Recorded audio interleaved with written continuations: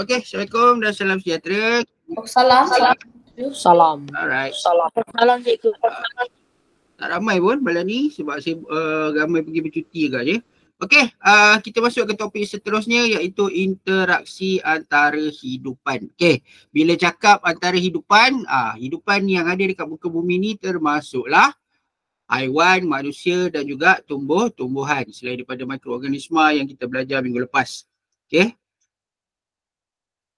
Okey, apa maksud interaksi? Ni soalan ni selalulah keluar. Okey, maksud interaksi.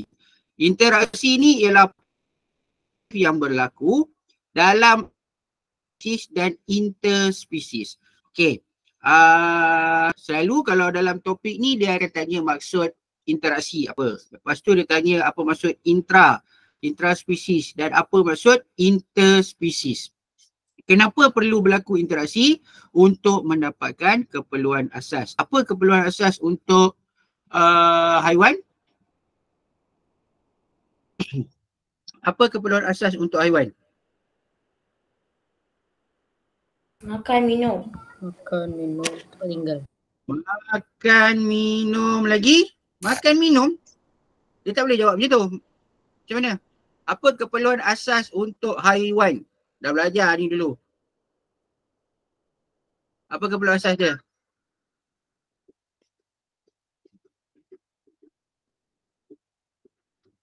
Makan minum tu apa? Betul lah, tapi apa benda ni makan minum tu?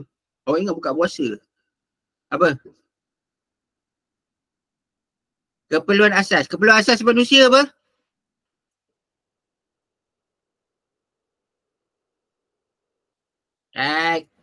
Apa keperluan asas manusia?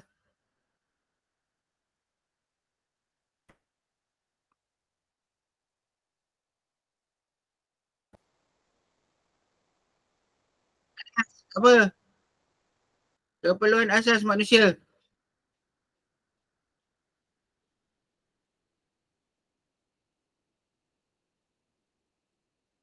Anas?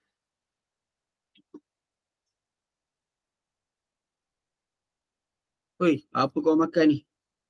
Amna, apa keperluan asas manusia? Cepat. Tak ada respon pun ni.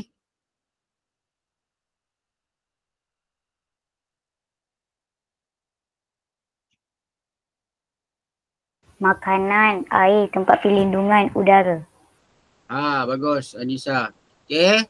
Makanan, tempat perlindungan dan udara. Kalau kalau haiwan dia ada pasangan juga. Okey. Lepas tu kalau tumbuhan apa keperluan asas dia? Matahari. Cahaya matahari lagi. Air. Cahaya matahari. Air. Air lagi. Karbon dioksida. Karbon dioksida. Okey. Lagi.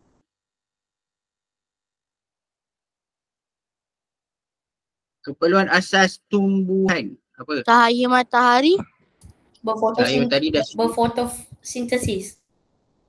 Yelah, fotosintesis tu tadi udara lah. Okey, lain. Apa keperluan asas tumbuhan? Oi, ni soalan asas ni, basic. Apa keperluan asas? Sebelum kita sambung lagi benda ni.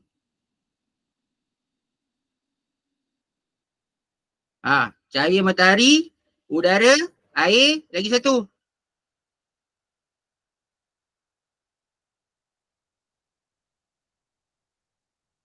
Apa keperluan asas untuk tumbuhan? Klorofil. No, bukan klorofil. Kalau tadi haiwan ada tempat perlindungan.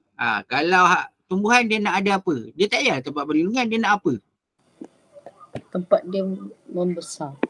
Ruang. Okey, dia perlu ada ruang. Okey, sebab dia nak buat pembesaran, nak tumbuh apa semua. Okey, jadi itu adalah maksud interaksi. Interaksi adalah perhubungan aktif yang berlaku intraspesies dan interspesies bagi memperoleh keperluan asas. So keperluan asas tadi kita dah bincangkan. Intraspesies maksudnya interaksi antara spesies yang sama. Contoh, Spesies yang sama apa? Semut bekerjasama untuk mendapatkan makanan atau mencari makanan ataupun untuk melindungi diri daripada musuh. Itu bekerjasama. Contoh macam gajah, rusa, kerbau liar apa semua tu, dia bekerjasama untuk melindungi diri daripada musuh. Interspesies adalah spesies yang berbeza. Contohnya singa dan dubuk bersaing untuk mendapatkan makanan. Itu interaksi. Okey, interaksi intraspesies dan interspesies boleh berlaku dalam bentuk kerjasama dan persaingan. Okey, kerjasama apa dia? Interaksi yang memberi manfaat kepada kedua-dua pihak. Okey, contoh dia membina sarang, lebah, memerang. Okey, itu contoh kerjasama yang sama spesies. Okey, mengesan kehadiran pemangsa antelop, babun, dia duduk dalam kumpulan. Okey, jadi ada ahli kumpulan dia yang bertindak sebagai pengawal untuk mengesan pemangsa. Persaingan. Haiwan berebut untuk mendapatkan sumber asas yang yang terhad. Contoh mendapatkan makanan. Anak-anak ayam, dia bertelur menetas serentak. Okey, ada anak ayam yang lebih besar daripada anak ayam yang lain sebab dia mendapat makanan yang lebih. Okey, elang dan ular. Okey, elang dan ular ni dia buat apa? Elang dan ular ni satu mungkin dia memburu makanan yang sama, tapi ular tu dalam masa yang sama boleh dia jadi makanan untuk helang sebab kita dah belajar dalam topik rantai makanan sebelum ini. Okey, kita tengok video dulu. Jeff dan Jessie pergi ke hutan untuk menangkap beberapa ekor rama-rama untuk projek sains mereka. Selepas berusaha keras, Jeff berkata, "Saya sangat letih." Jessie berkata, "Oh tidak." Dia terkejut apabila melihat sesumpah menangkap rama-rama yang cantik untuk dimakan. Apabila sesumpah menggunakan lidahnya untuk menangkap rama-rama, rama-rama cuba untuk melarikan diri. Hubungan antara kedua-dua organisma ini dikenali sebagai interaksi. Semua hidupan berinteraksi antara satu sama lain dalam persekitarannya. Sebagai contoh, apabila katak menangkap lalat atau burung menangkap cacing untuk dimakan. Begitu juga apabila lebah madu menghisap madu daripada bunga, interaksi adalah antara bunga dan lebah madu. Apabila interaksi adalah antara dua spesies yang berbeza, ia dipanggil interspesies. Tetapi, apabila lebah madu yang sama kembali ke sarang lebah, ia berinteraksi dengan lebah madu lain.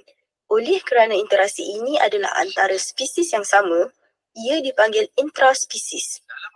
Interaksi antara spesies dalam persekitaran juga dalam bentuk kerjasama dan persaingan. Kerjasama atau persaingan adalah untuk mendapatkan keperluan asas seperti makanan, tempat berlindung dan pasangan. Serigala hidup dan memburu bersama-sama dalam kumpulan. Ini adalah suatu contoh kerjasama intraspesies. Selepas memburu, serigala ini berlawan antara satu sama lain untuk mendapatkan bahagian masing-masing. Ini adalah satu contoh persaingan intraspesies. Apabila sumber adalah mencukupi di dalam suatu persekitaran, spesies yang berbeza bekerjasama antara satu sama lain. Seperti haiwan yang berbeza berkongsi air daripada kolam yang sama. Ini adalah satu contoh kerjasama interspesies. Walau bagaimanapun, apabila air tidak mencukupi, spesies yang berbeza mula bersaing antara satu sama lain. Ini adalah satu contoh persaingan interspesies. Okey, ni gambar ni macam dia tampal-tampal je lah. Okey, gambar sebenar lah kot. Alright. Okey, itu topik inter dan intraspesies. Okey, haiwan, kejap. Saya cek soalan saya set macam mana. Okey. Haiwan yang hidup berkumpulan, kelebihan dan kekurangan. Okey, ini sebenarnya ada kaitan dengan kita masa kita mengalami COVID dulu. Okey, sebab manusia ni walaupun tak termasuk dalam golongan haiwan, tetapi kita hidup secara bermasyarakat. Okey, kita tengok apa yang saya maksudkan dengan benda-benda macam tu. Okey, sesetengah haiwan hidup bersama-sama dalam kalangan spesiesnya. Okey, tu contoh apa tadi? Rusa duduk dalam kumpulan rusa. Okey, zebra duduk dalam kumpulan zebra. Gajah, zirafah semua duduk dalam kumpulan masing-masing. Dia taklah bercampur gaul walaupun dia duduk dekat satu habitat yang sama. Okey. Okey, kelebihan hidup berkumpulan. Dapat bekerjasama untuk membuat sarang dan mendapatkan makanan. Okey. Itu perkara utama dia lah. Okey, memastikan keselamatan spesiesnya daripada serangan musuh dan melindungi anak-anaknya. Okey, kalau haiwan herbivore ni macam gajah apa semua, selalunya dia akan bergerak dalam satu kumpulan dan yang kuat ni, gajah jantan apa semua yang kuat-kuat ni dia akan berada dekat lingkaran luar. Okey, lingkaran luar pergerakan tu. Jadi yang kat tengah-tengah ni adalah anak-anak dia dan juga ahli kumpulan dia yang tua lah. Okey. Okey, mengawal kawasannya daripada diceroboh musuh. Ni saya tak nampak untuk haiwan herbivore. Selalunya contoh dia macam serigala, macam singa. Okey, singa fungsi utama singa jantan tu ni lah, mengawal kawasan dia daripada diceroboh musuh. Dia tak akan pergi berburu. Okey, singa jantan ni jarang sangatlah pergi berburu. Kecuali ada haiwan yang kepala otak tak betul pergi lalu depan mata dia, mungkinlah dia ditangkap kot. Tapi untuk berburu, cari makanan untuk kumpulan bukan kerja singa jantan. Singa jantan tu kerja dia tu mengawal kawasannya daripada diceroboh musuh. Okey. Kekurangan dia. Okey, kekurangan apabila hidup berkumpulan ni mudah dijangkiti wabak penyakit. Ni berlaku sama juga dengan kita masa COVID lagi tu. Tu pasal kita ada perintah kawalan pergerakan lah yang berbulan-bulan tu. Bulan-bulan, saya rasa macam bertahun je kawalan pergerakan tu. Kan? Lama gila. Macam-macam benda tak boleh buat. Itu tak boleh buat, ni tak boleh buat.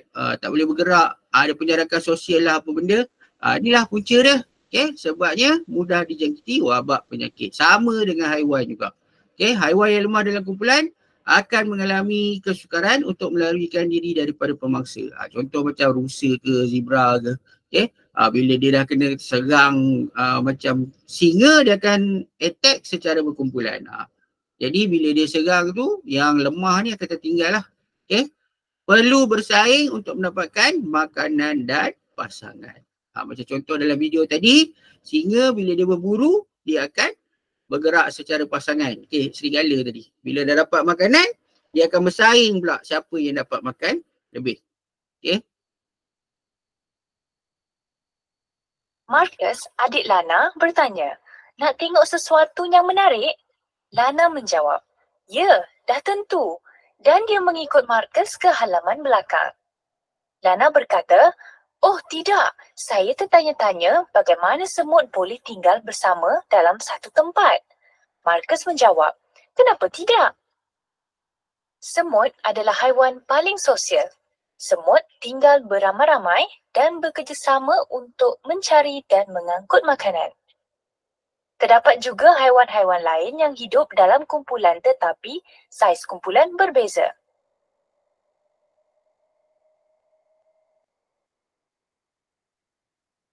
Sesetengah haiwan seperti zirafah hidup dalam kumpulan kecil. Satu kumpulan biasanya terdiri daripada 3 hingga 6 zirafah. Kumpulan kecil ini terdiri daripada seekor jantan yang merupakan ketua, beberapa ekor betina dan anak-anak. Terdapat juga haiwan yang hidup dalam kumpulan yang lebih besar, seperti cimpanzi-cimpanzi ini. Haiwan-haiwan seperti penguin dan lebah hidup dalam kumpulan yang besar. Bilangan organisma dalam satu kumpulan mungkin beribu atau berjuta, seperti lebah madu. Apabila haiwan hidup dalam kumpulan, haiwan ini mempunyai kelebihan-kelebihan tertentu. Misalnya, adalah lebih mudah untuk gajah-gajah mencari makanan bersama-sama. Gajah-gajah bekerjasama untuk melindungi ahli-ahli kumpulan apabila diserang oleh musuh. Gajah membantu antara satu sama lain untuk menjaga anak-anaknya. Yang paling penting, gajah-gajah dapat mempertahankan kawasannya apabila hidup sebagai satu kumpulan. Walau bagaimanapun, hidup dalam kumpulan mempunyai beberapa kekurangan. Misalnya, jika seekor rusa dalam satu kawan dijangkiti oleh suatu penyakit, ia boleh merebak kepada ahli-ahli lain dengan mudah.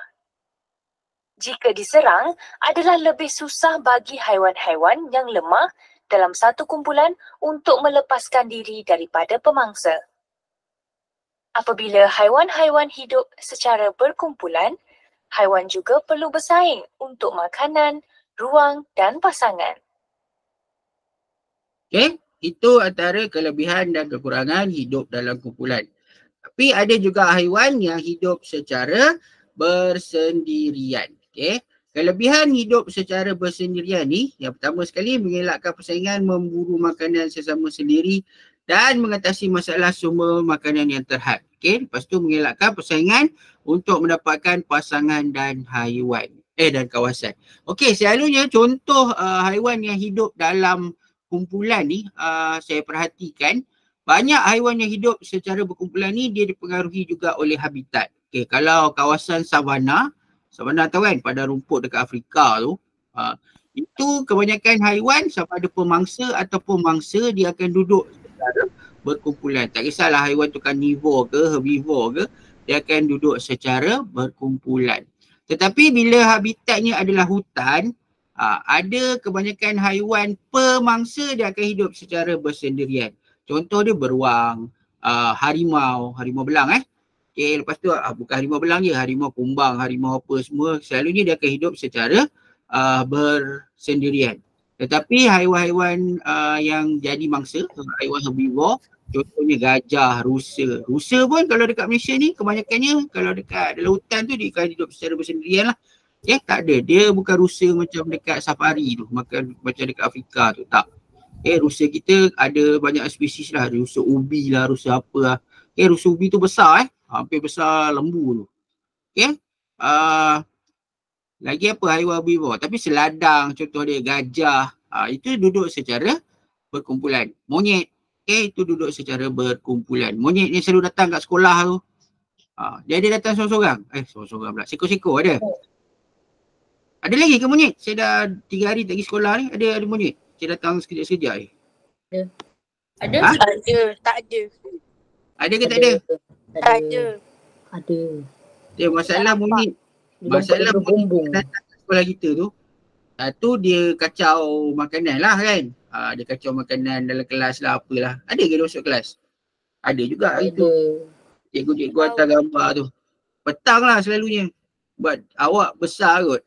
Dia pun tak nak masuk. Tapi kalau pagi tu, kalau petang tu, dia budak-budak kecil tapi tak adalah saya jumpa yang dia kacau tu lagi. Tapi kita dah panggil lah perhilitan apa semua. Ni tak ada dah lepas tu dia suka cabut nombor plate kereta cikgu. Habis. Kekurangan hidup bersendirian. Yang pertama sekali, sukar mempertahankan diri daripada musuh. Kalau kena attack, memang susah. Lepas tu contoh dia macam harimau. Harimau dia duduk secara, harimau belang lah. Harimau Malaya yang kalah malam tadi tu. Harimau tu dia hidup secara bersendirian dalam hutan. Sampai satu peringkat, satu masa katalah kawasan dia macam kucing kat rumah. Siapa yang bela kucing dia tahulah. Kucing ni dia selalunya ditanda kawasan dia dengan air kencing. Kan? Air kencing. Dia tanda kawasan dengan air kencing. Lepas tu dia macam harimau ni selain pada air kencing tu mungkin dia ada tanda mark dekat pokok lah dengan cakaran dia tu, cakar dia tu. Jadi tanda-tanda macam tu, harimau lain yang nak masuk kawasan dia boleh estimate lah kekuatan harimau tu. Tengok dengan cakaran dia tu macam mana, berapa besar harimau tu. Tapi sampai satu peringkat harimau tu pun dah tua kan, lama-lama dia tua. Mungkin kawasan dia, habitat dia tu banyak makanan, banyak rusa ke, banyak babi hutan ke, banyak monyet ke yang boleh jadi makanan harimau ni. Jadi harimau lain nak pergi masuk tempat tu, dia berlawan lah. Tapi dia berlawan sesama dia je lah. Dia tak ada geng.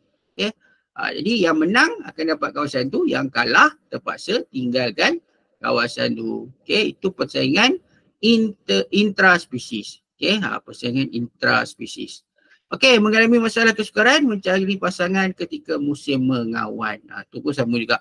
Bila hidup bersendirian ni, dia sukar sikit untuk mencari pasangan.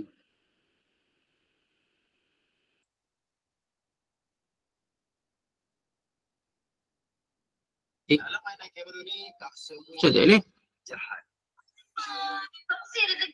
Asal tak boleh ni? Lain pula dia pergi.